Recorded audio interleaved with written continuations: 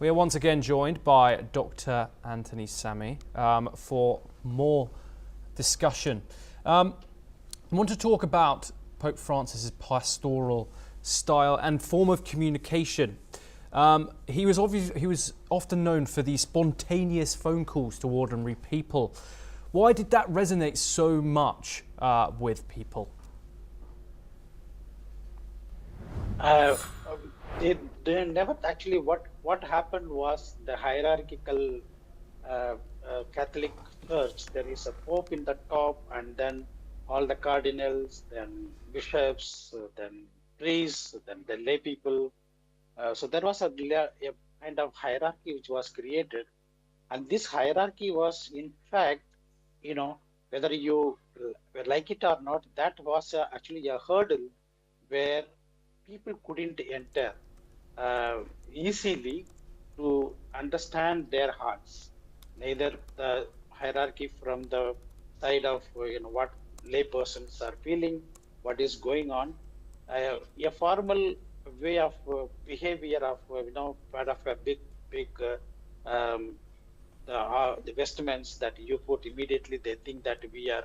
I mean, the church is really, the leaders are real far away because they are with all kinds of bigger dresses and so the vestments they put on. So naturally, this kind of vestments and then the formalism has created a gap between the people and the hierarchy. But when he came, he was so, I mean, spontaneous, as you said, so spontaneous to break all kinds of the barricades of formality. So all the formalities he broke, and then the mercy and the love was so much, and justice was in his whole heart. It was filled. So he went out of his own, that the instinct feeling went all that was broken, and then he emerged as a leader by just holding each and every one in their hands, as God is holding each and everybody the same way he himself practiced in the life when people are really in need. We are joined once again by Imam Yahya Palavinci. Thank you very much for joining us.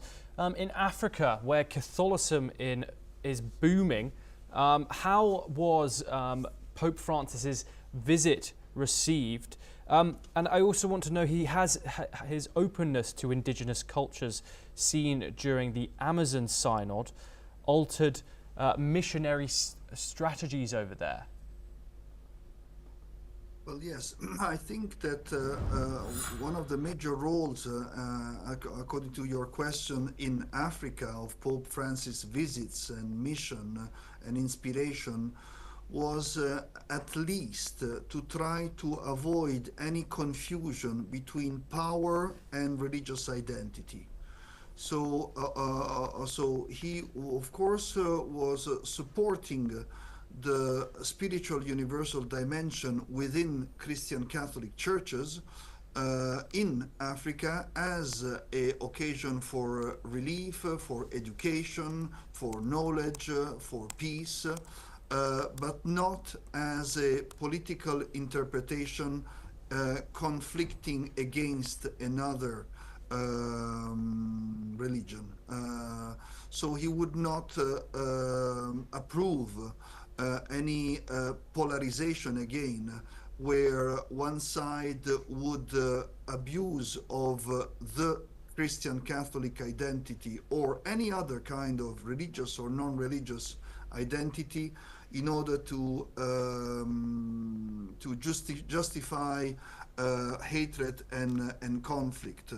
So he went there in some way, I think, to defend the authenticity of religion and, of course, of Christianity, and among Christianity of Christian Catholic Church mission and action, but not in competition, not against diversities, but in respect of diversities and in respect of common shared universal values. I think this is something which is very important, because it's neither the exclusive, radical, ideological polarization, nor the melting pot of emotional colors and feelings where any identity or any dimension or any grammar is respected. And this is how he tried to manage, I think, in Africa, but also elsewhere, this challenge of unity in diversity. Yes, and Dr. Anthony Sami, I want to move over to North America next. Do you think he succeeded in re-engaging disillusioned young Catholics in Europe and in North America? I was there in Netherlands for a few years studying.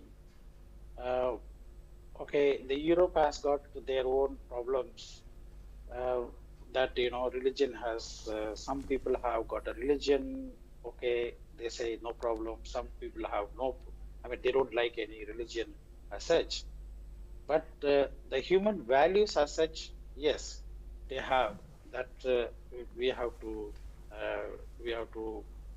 At least we can uh, think about it. Okay, now the young community of youth, they were at a time where there was no value system. I was uh, I was there after because it's all conservatism and more everything that we have to stick to you know the values that they were revolting against this kind of conservativeness. So there was a kind of tug of war was going on among the youth. But when Francis Pope came, he was accommodating, and then they were seeing this kind of. He was talking about justice because justice is attracting the youth.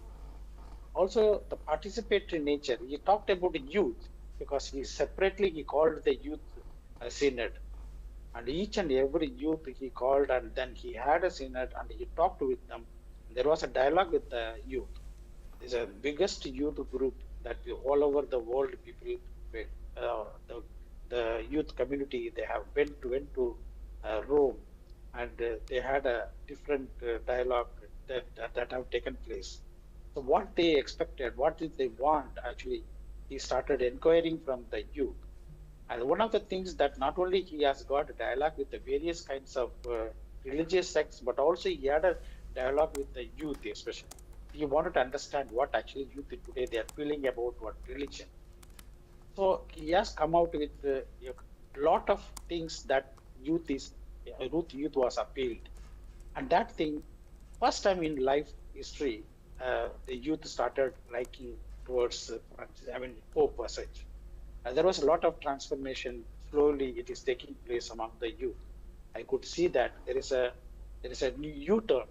In fact, people were running away from the church, Catholic Church. Not only the Catholic Church, even the other people also, just looking at him as the ideal person, and the words that he has said, and he believed, and also he preached that everything that has got some kind of a long impression among the youth. Yeah.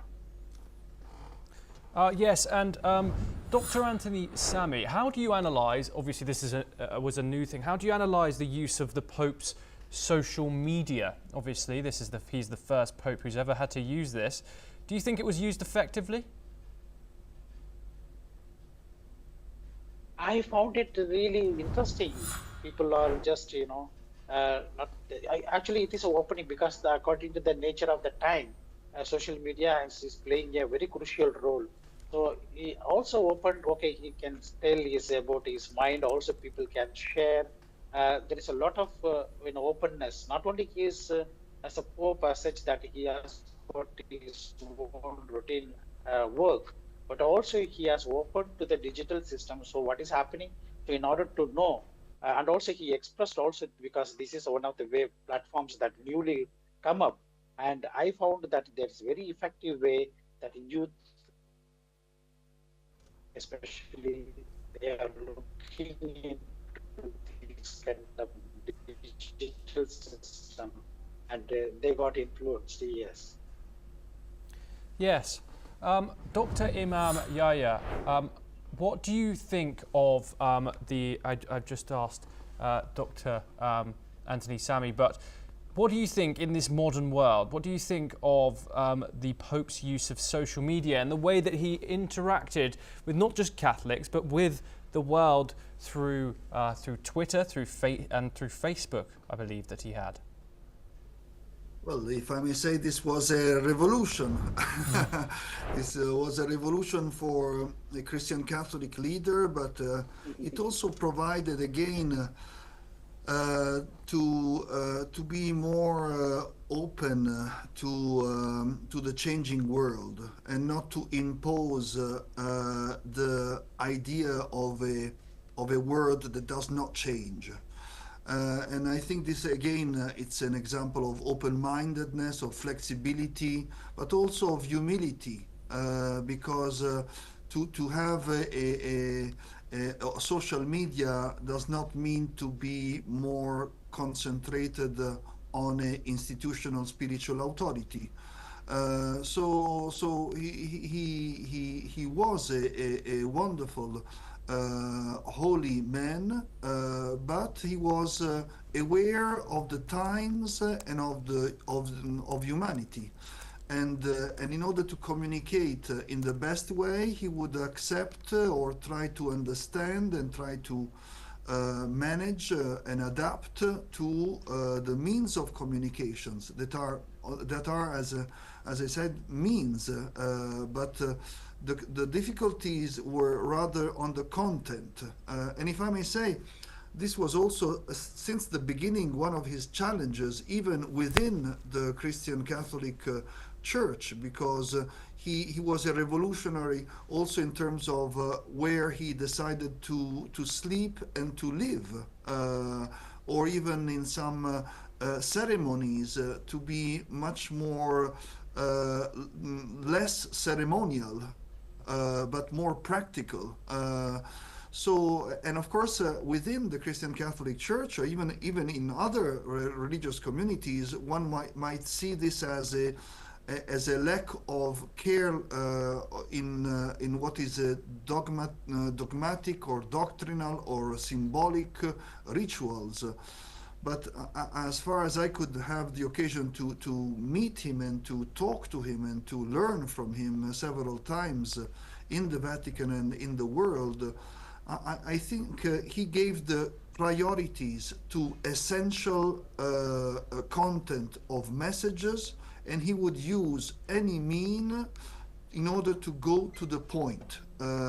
And he would not lose too much time in ceremonies or in what is not a priority in the whole mission of the church or of Christianity or of religion in these times. So in this way, he was really part of this moment of history, and not a representative of the past in this moment, or not even a visionary of the future of this world. He was, I think, a representative of a linking holy man between this world and the world of eternity, of spirituality, which is the root of all religions, and including, of course, Christianity. But in order to do this service, he was open to adapt to the means that could be successful, and he did not impose his approach or former conservative means of communication as an institution, rather than be open to access to simple persons in the West as well as in the East. Imam, thank you. Please stay with us. Pope Francis has been a transformative leader with bold statements.